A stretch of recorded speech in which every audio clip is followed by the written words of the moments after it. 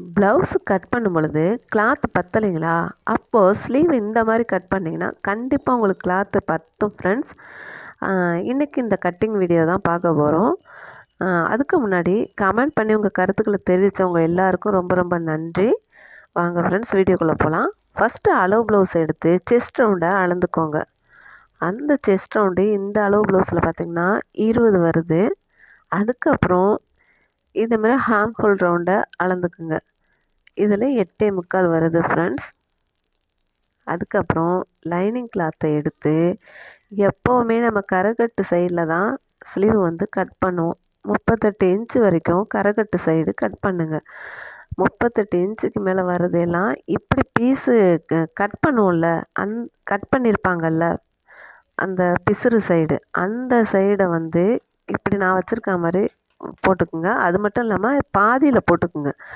4ஆக மடிக்கும் பொழுது ஒரு 2 வந்து இந்த இப்போ நான் போட்டிருக்கேன் பாருங்கள், இது போல் பாதியில் போட்டுக்குங்க. உங்களுக்கு ஏன்னா ஸ்லீவ் பத்தாது இல்லைங்களா? ஃபுல்லாக 4ஆக மடித்து போட்டிங்கன்னா பத்தாது.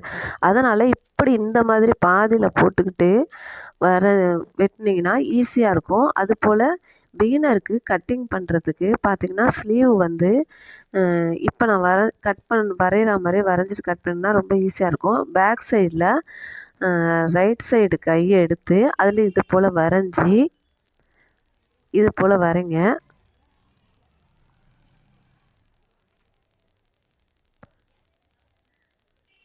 இது போல் வரைஞ்சிட்டு இப்படி அச்சு வச்சு எடுத்துகிட்டு வெட்டினீங்கன்னா உங்களுக்கு எந்த மிஸ்டேக்கும் வராது. ரொம்ப ஈஸியாக இருக்கும் பிகினருக்கு. இது போல் வரைஞ்சிக்கங்க. அது மட்டும் இல்லாமல் அளவு பத்தாததுக்கு பாருங்கள், நான் எப்படி மடித்து போட்டிருக்கேன். பாதியில் கால்வாசி உங்களுக்கு கொஞ்சம் துணியை முன்னாடி இழுத்து போட்டு மடிச்சிருக்கேன். அதே மாதிரி மடிச்சுக்குங்க.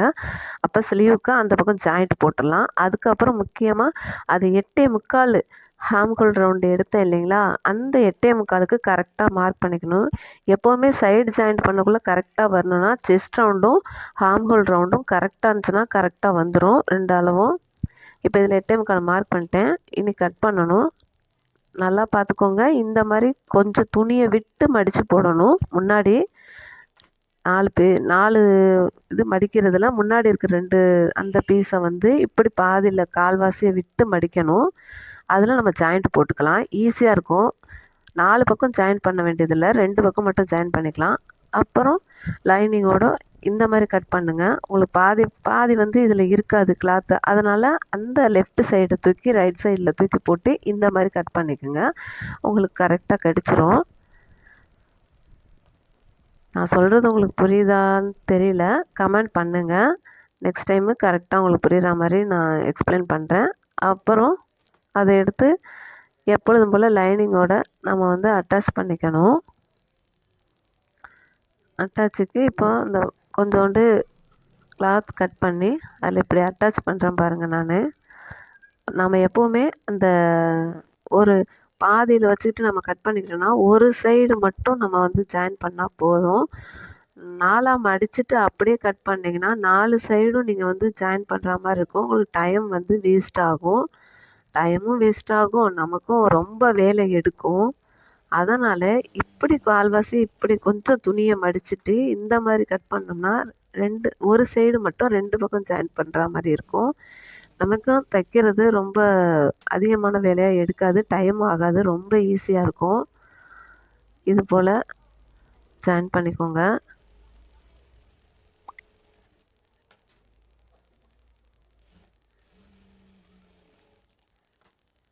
ஜாயின் பண்ணிட்டீங்களா? அதுக்கும் பிறகு இதை அப்படியே தூக்கி லெஃப்ட்லேருந்து ரைட் பக்கம் அப்படியே நீங்கள் இப்படி அந்த ஷேப்க்கு அப்படியே மடித்து போட்டுட்டிங்கன்னா இப்போ உங்களுக்கு அந்த ஷேப் தெரியும் ஸ்லீவோட. இந்த ஷேப்லேயே அப்படியே நம்ம சுற்றி கட் பண்ணிடலாம். வேஸ்ட்டு பீஸை அப்படியே கட் பண்ணிடலாம். இது ரொம்ப ஈஸி. இப்போ ஸ்லீவ் ஃபுல்லாக வந்துருச்சு உங்களுக்கு. சீக்கிரம் கட் பண்ணிடலாம். அந்த கவர் தட்டு இப்போ எடுக்கலாம். நம்ம கவர் தட்டுனா அந்த உள்கை வெட்டுறது. நான் ஃபஸ்ட்டே உள்கை வெட்டியிருக்க மாட்டேன். ஏன்னா அப்போ நம்ம வந்து ஒரு சைடு ஜாயிண்ட் போடுறோம் இல்லைங்களா? ஜாயிண்ட் போடுறதுனால ஃபஸ்ட்டே உள்கை வந்து வெட்டக்கூடாது.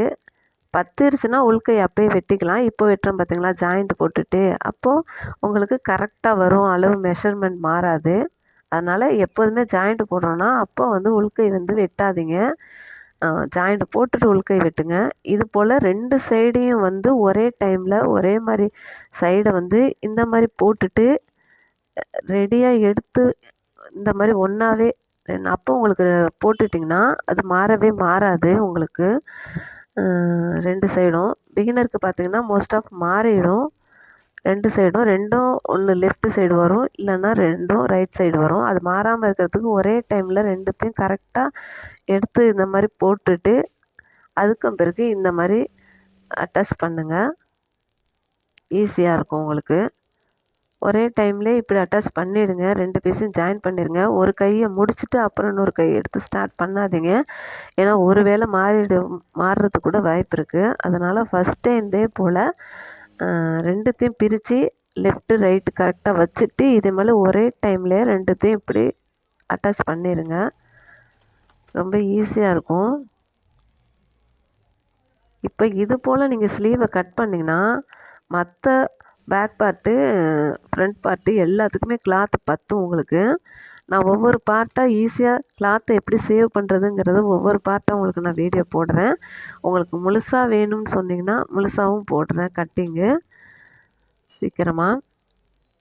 உங்கள் எல்லாருக்கும் கட்டிங் தெரியும், ஆனால் கிளாத்தை சேவ் பண்ணுறதுக்கு இது ஒரு ட்ரிக்கு ஃப்ரெண்ட்ஸ். இது மாதிரி ஸ்லீவை ஈஸியாக ஜாயின் பண்ணிக்கலாம். கிளாத்தும் உங்களுக்கு பேக் ஃப்ரண்ட்டுக்கு நல்லா ஈஸியாக பத்தும் இந்த வாட்டத்தில் கட் பண்ணோம்னா. இப்போ நான் சொன்னேன் இல்லைங்களா, கரை சைடு கை ஸ்லீவை கட் பண்ணாமல் இப்படி அந்த கட் பண்ண அந்த பிசுறு சைடு வச்சு நம்ம வந்து ஸ்லீவை கட் பண்ணணும். 4ஆக மடிக்கும் பொழுது கொஞ்சம் கிளாத்தை முன்னாடியே மடிச்சுக்கிட்டு இது போல் கட் பண்ணோம்னா நமக்கு டைமு கிளாத்து எல்லாமே நமக்கு வந்து சேவ் ஆகும். மற்ற பார்ட்டுக்கும் உங்களுக்கு கிளாத் பத்தும். இப்போ நான் லைனிங்கில் கட் பண்ண மாதிரி நீங்கள் நார்மல் ப்ளவுஸு ஸ்டிச் பண்ணும் பொழுதும் உங்களுக்கு பத்தாதப்போ நார்மல்லையே இதே மாதிரி கட் பண்ணிக்கோங்க. ரொம்ப ஈஸியாக இருக்கும் உங்களுக்கு. நான் இது போல் இன்னொரு ப்ளவுஸு இதுமாதிரி 10வது நார்மலில் வரும் பொழுது நான் அது மாதிரி கட் பண்ணி காட்டுறேன். இப்போ இந்த ப்ளவுஸ் பத்தாமல் வந்துச்சு, அதனால் உங்களுக்கும் யூஸ்ஃபுல்லாக இருக்கட்டும்னு தான் இந்த பதிவை எடுத்தேன். பிகினருக்கு மோஸ்ட் ஆஃப் எக்ஸ்பீரியன்ஸ் டெய்லருக்கு தெரியும், நான் இப்போ பிகினருக்காக தான் சொல்லிகிட்ருக்கேன். இந்த டிப்பை ஃபாலோ பண்ணிக்கோங்க ஃப்ரெண்ட்ஸ். ரொம்ப ஈஸியாக இருக்கும். இந்த பாருங்கள், இப்போ அழகாக அட்டாச் பண்ணிவிட்டேன். 2 நிமிஷத்தில் நீங்கள் ஈஸியாக கட் பண்ணி ஈஸியாக தைச்சிடலாம். அதுலேயும் அந்த அச்சு எடுத்துகிட்டு கட் பண்ணிக்கோங்க. ஈஸி. Thank you friends.